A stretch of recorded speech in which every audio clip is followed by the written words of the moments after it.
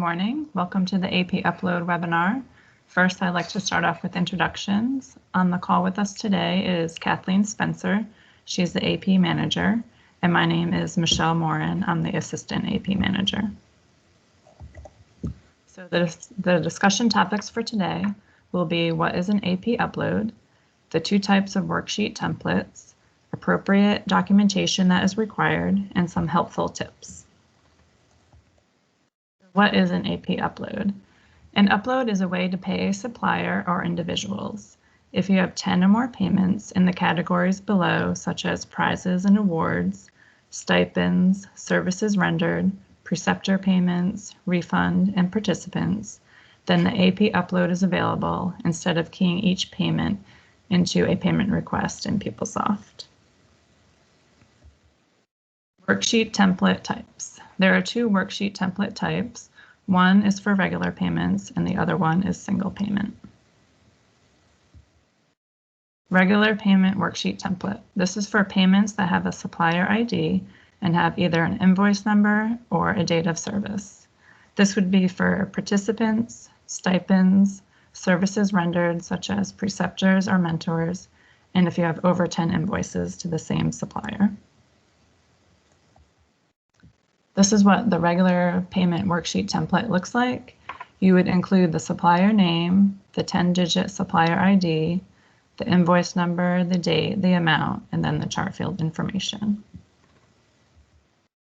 So an example of a template for the regular pay. So this one, they have the supplier name filled out. They included the 10-digit supplier ID. For the invoice number, they did the month and the year. They included the date of the invoice, the amount, and then they included all the chart field information.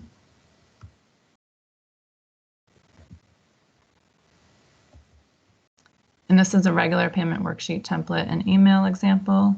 In this one, you can see that they included the regular template Excel file, and this is for a stipend. So they included the stipend form, the stipend backup, and then they also included the AP upload approval form. So for a single pay worksheet template, this would be a one-time payment where no supplier ID is needed. So this would be refunds to companies or individuals for a one-time payment. And this is the refund payment form. So on the top of the form for the legal name, you would put who we're sending the refund to.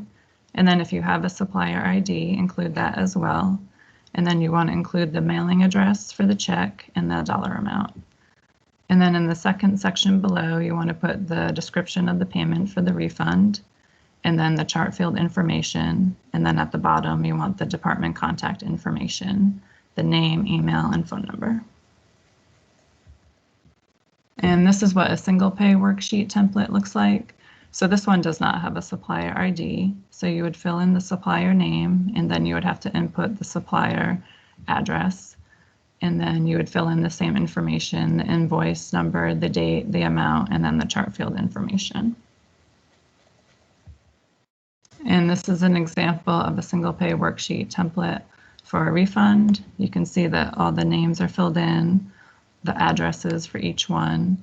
For the invoice number, they just use the last name and the date. They filled in the date, the amount, and then the chart field information. So the appropriate documentation. So all AP uploads must include the AP upload approval form. And then if you have a service, you have to include the invoice if that's available. If not, then a memo is required. And then you would also include the regular pay worksheet template. And then if you have stipends, participants, mentors, or honorariums, you would include the forms if applicable. You would also include the regular pay worksheet template, and then all required documentation listed on the payment request matrix. So for refunds, you would include the refund payment form, the single pay worksheet template, and any supporting documentation. And you can also refer to the payment request matrix, as this will outline necessary documentation for payment types. This is the AP upload approval form. So on the very first line, the name of the AP upload, that is just for your records. So if you have stipends every month, you can just name it January stipends and then just change it each month. And then you want to include the date of the AP upload, the person that's submitting the upload. You want to put your department and your campus. The number of payments, that would be the number of lines on your spreadsheet, and then the total amount of the payment. And then for payment handling, usually you just write mail out checks if you want us just to send the check out. But this is where you could include, if you wanted the check to be picked up, you can say pick up in your name and phone number.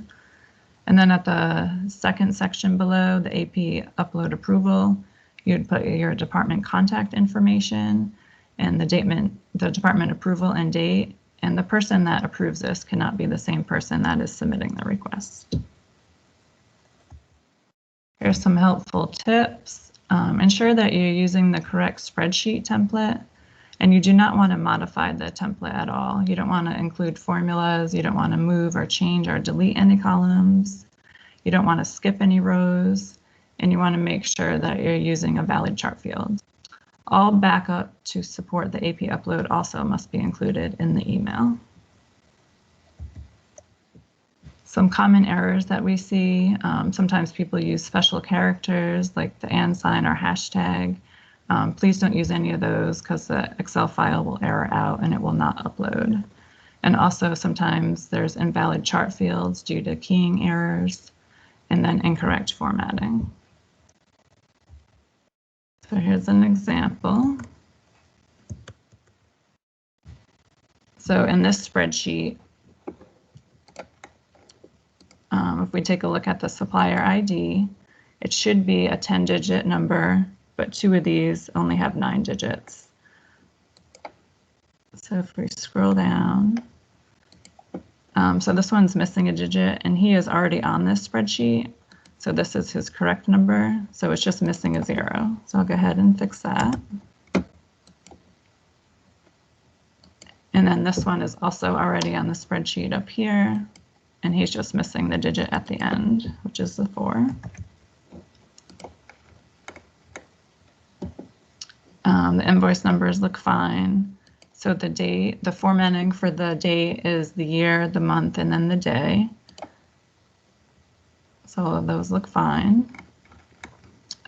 This column is general formatting, but this one, all the requests that were submitted should have been $50. So by accident, they put 500. So I'll just switch this to 50. And then the operating unit for all of these should be CL0038. So this one, they just transpose. So I'll go ahead and fix that. And then for the department, it should be 150004. So I can go ahead and fix this.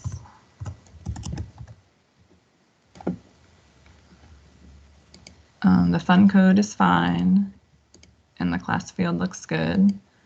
And then this column should be text formatting, like all these columns here, F all the way to the end, should all be text formatting. So this one was switched to general by accident. So I'll go ahead and highlight this and switch it. Oops. And then switch it to text. Then also note that columns A, B, and C are also text formatting.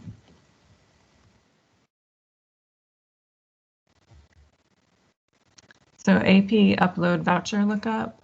So step 1 to look up a voucher, you want to go into PeopleSoft. You want to go to main menu, accounts payable, review accounts payable info, vouchers, and then voucher. Step 2, you want to enter any relevant information that you have, if you have invoice number or supplier ID. Step 3, you want to scroll down and click on the search button, then scroll down again to review your results. And then step 4, review voucher details and payment information by clicking on the actions. And I can go to PeopleSoft to show you an example.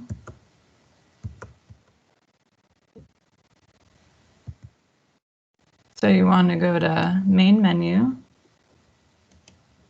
accounts payable, review accounts payable information, vouchers, and then voucher.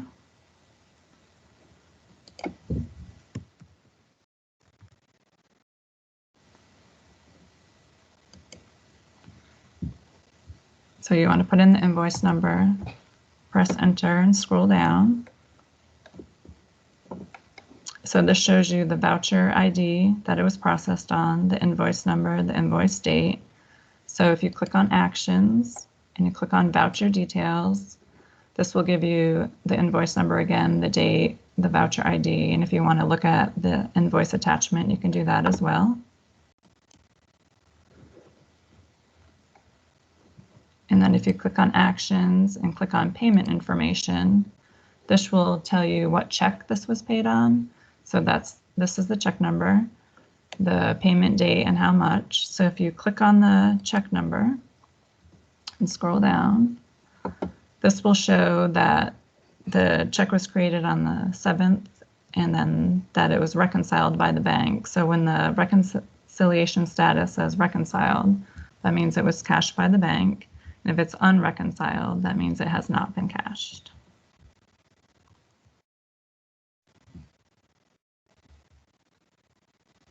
And then where to find the resources referenced in this presentation. If you log into sc.edu and type in PeopleSoft, it will bring you to this page. And on the left-hand side, it will have resources, and we're the second one down. And then you can also click on support contacts. And you can also go to the controller's website under general accounting, and I can show you.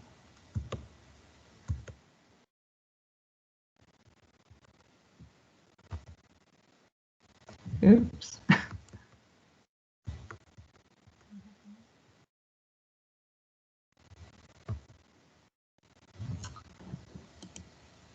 There we go.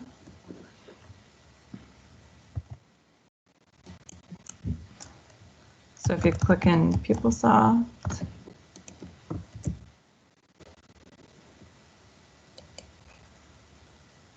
and then if you scroll down on the left and click on resources, we're the second one down, accounts payable, and this will have the webinar recordings and some quick reference guides. And then if you click on support contacts on the left and you click on accounts payable, so if you have any questions regarding an AP upload, you can email it to apupload@mailbox.sc.edu, and then all other questions can go to accountspayable@sc.edu. And then you can also go to the controller's website.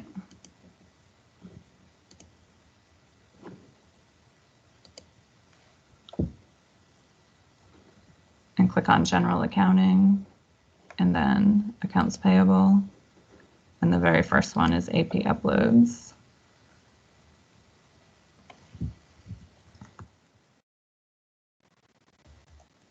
So that concludes the AP Upload webinar. Does anyone have any questions?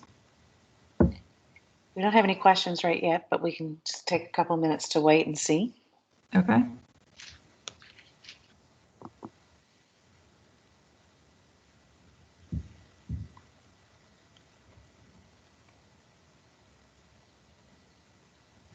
All right, there are no questions.